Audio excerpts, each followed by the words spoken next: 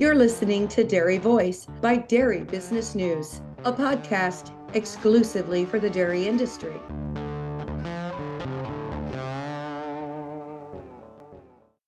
One of our sponsors of the Dairy Voice podcast is National DHIA. NDHIA ensures information accuracy and represents their members' interests. They are the direct voice for the dairy information industry. To find out more, go to dhia.org. This episode is brought to you by DRMS, a trusted provider of dairy information and decision tools. As a nonprofit with deep ties to NC State and Iowa State universities, we've spent over 65 years serving the dairy industry, delivering research-backed software, standardized data, and exceptional customer support. Our dedicated team works alongside producers and consultants to ensure they get the training, tools, and insights they need. We turn complex herd data into clear, actionable insights that help producers and consultants make informed decisions every day through solutions built in collaboration with the dairy industry. Learn more at drms.org. Hi, everybody. I'm Mike Opperman, and I'll be your host for Dairy Voice, a podcast produced by Dairy Business News.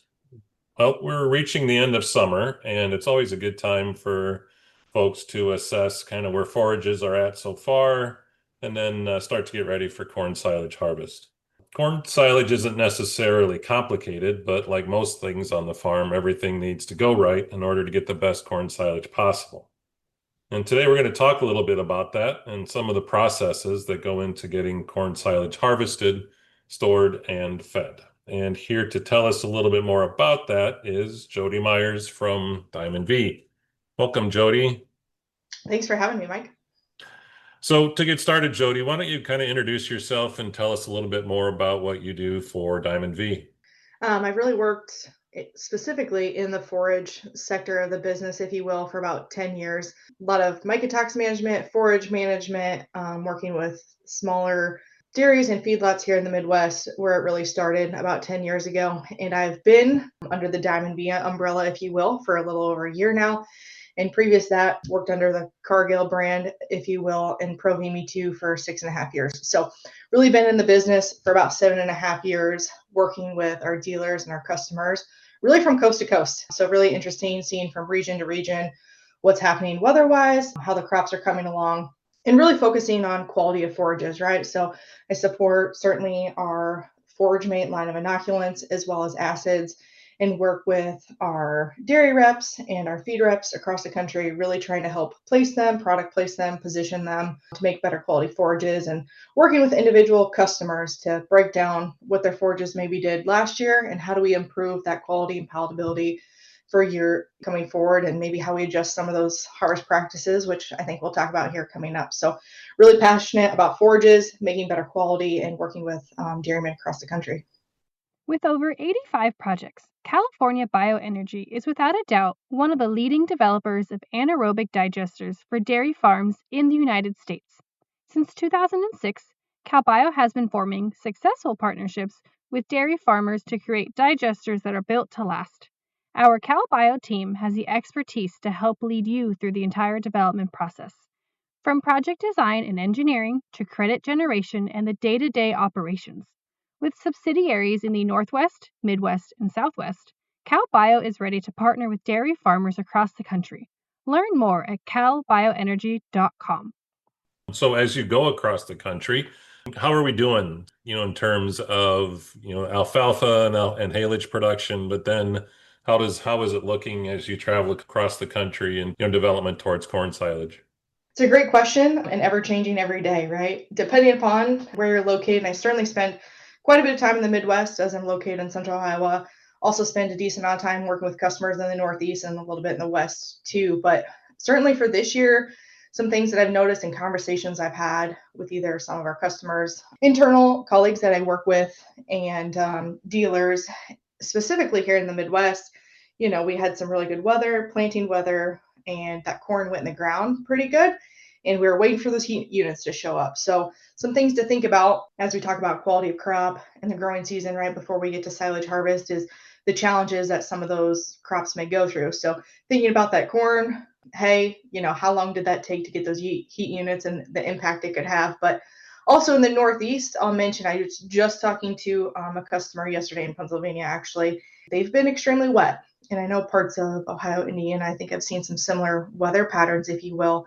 So that's delayed not only some of their planting, but harvest for first crop haylage and hay. I know they said and mentioned parts of Pennsylvania, they're replanting corn, either due to flood and or still trying to get some corn in. So I suspect that'll create some challenges become harvest season, and that what that maturity is become harvest. And then certainly when we think about haylage and the maturity, right, if we're really late harvesting that first crop of haylage like we would be now. So if they're just getting to that first crop of haylage and it's really mature, that creates a higher buffering capacity, which means it's harder to ferment that forage to drop a pH and get a good quality forage upon feed out. So implementing some things like inoculants and adding lactic acid can kind of help that process, but certainly a challenge that those more mature haylages are going to have from this first cutting being so late. So there's some few things to talk about across the country. Everything is different, right? And everything's unique depending on where you are. Especially when it comes to corn silage, timing is kind of everything, right? We've seen in the past when we get those hot, dry end of August, boy, that corn can go from not ready to over ready in a period of, days or hours. What kind of advice do you have for producers to help them understand when that corn is ready to go?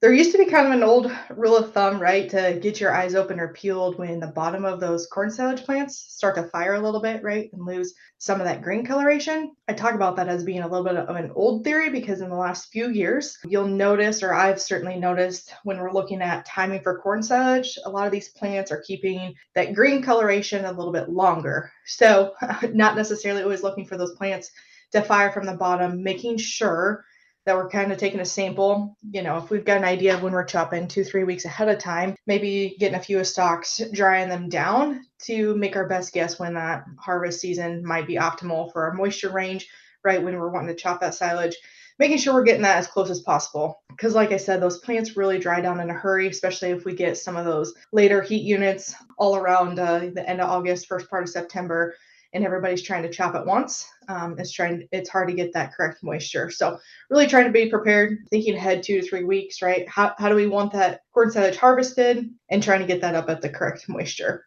In your opinion, is it better to be a little early and maybe use some product on that corn silage, or for it to be a little bit on the other side of maturity? Yeah, it's a good question. There's certainly challenges on both sides of that, right? Being too wet and or being too dry. So, that's why the $1 million question of your optimal moisture, right? Right. Somewhere 65, right, is our preference, because I do give the warning when we get too dry, that's again when we restrict that fermentation, it's really hard to get that corn silage to ferment and it challenges it and we lose some dry matter. And the same thing can kind of happen when we're on the too wet side. We lose some content through runoff, seepage, etc. And then we have some more challenges of Clostridia, etc. So typically maybe a little tad on the drier side, but that sweet spot is certainly a sweet spot kind of for a reason. You mentioned it a little bit about pathogens. Despite our best efforts, there's things that go on in the cornfield that we don't necessarily see or can't see that impact forage quality. How can we be aware of or prepare for, yeast, toxins, other things that can have a negative impact?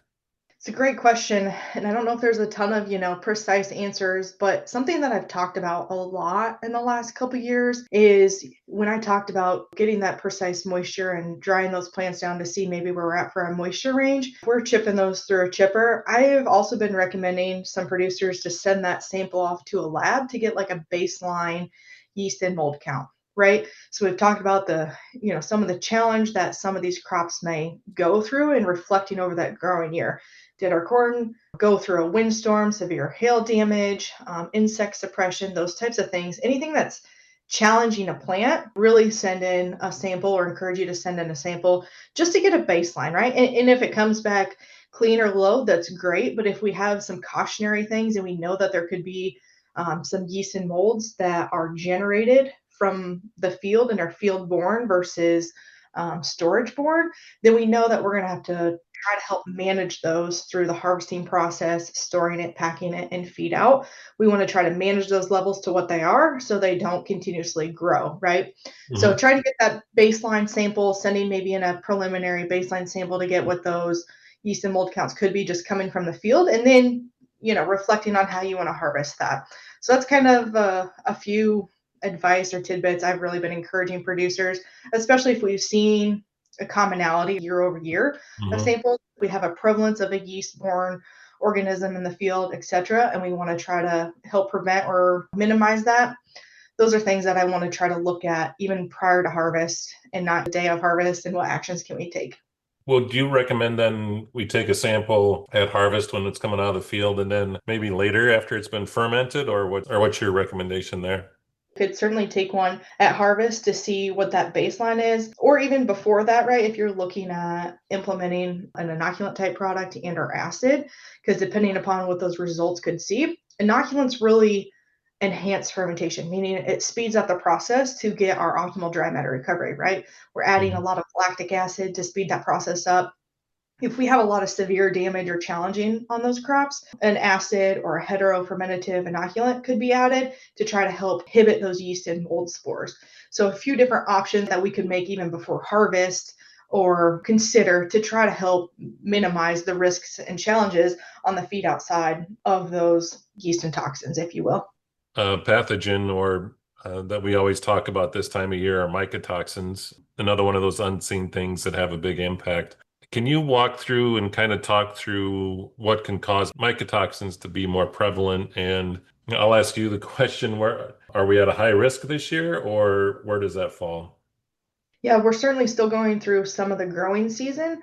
And I would talk about farming practices in general too, and why it maybe trends or seems like we've had that prevalence either tick up or almost stay consistent, where we're seeing some of these challenges year over year. And I think about, no-till practices and harvesting practices of how fast they're bringing that forage in, right, and packing, and where maybe some of the challenges are originating. So, I think about if there's a no-till practice in place and we had a disease suppression from the year before, and that corn stover is still sitting on top of that crop field. Some of them can live over the winter, and then when we plant that next year's crop, it's emerging through soil and debris from previous years. And if there's some challenges there, we got wind and rain that could spread those around. So just a perspective of thinking back all the way to planting day of where some of these could be really starting, and then how challenged they are through that growing year. Do they flourish? Do we keep those to a minimum?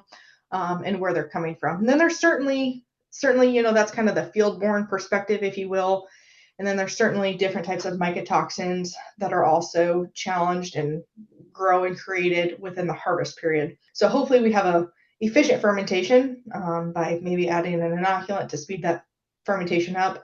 But if we do bring in some yeast and mold counts and we can't help try to minimize those, that's where some of those molds and mycotoxins can flourish within the forage itself. And then we do have to feed that out or manage how to feed that out at the back end. So that's kind of a couple different scenarios, right? Field-borne or within the pile, in that harvested silage pile borne. What's your recommendation for what producers can do to kind of prepare themselves for a mycotoxin load? Because what I always say is it's not if they're present, it's where and what kind. So how can they kind of prepare for some of those mycotoxin events? I would say too, to be mindful of the feed out and how much we're feeding out on a daily rate. We want to make sure that our forage goes from an aerobic to anaerobic during fermentation. So there's no oxygen present. So making sure that we're feeding out an ample removal rate from the face of those bags, bunkers every day, so that we stay ahead of any oxygen penetration. Oxygen can penetrate 6 to 8 inches a day. So making sure we take off that every day, and then having as minimal loose feed too. Deface and use all the feed that we are defacing within 1 day, so it has minimal oxygen exposure before it gets fed in front of those cows. So try to manage it from a feed out perspective. Certainly harvesting at the correct moisture and packing it really well, covering it in a timely basis. Those can all help eliminate the risks of those toxins and mycotoxins flourishing during harvest too. Those are kind of a couple ideas to try to help manage. What about any ingredients that they can use in the ration or even at harvest to help reduce some of those pathogen loads? What are some of the things that they can use to be able to offset some of those challenges? Yeah, certainly. I'm glad you circled us back around there. When I talk about mycotoxins and they can come in from the field and ultimately fed out there, I think about mycotoxin load going through a cow almost like changing your oil in your car. There's a Mhm. threshold of it can filter itself. And cows can manage a super low risk over time, but does that build up? And then we start to get resistant, cause some immune suppression, intake suppression, etc.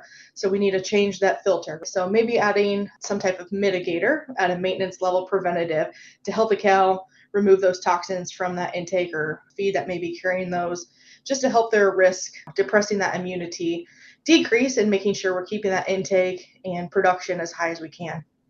There's certainly a lot that goes into forage production and corn silage creation and things like that to make sure that feeding the dairy herd as best we can. I can't think of any additional comments. Best of luck throughout the rest of growing season. Hopefully, minimal weather challenges and good harvest. Stay safe as well. Thanks, Jody, for your insights today. This has been Mike Opperman for Dairy Voice from Dairy Business News.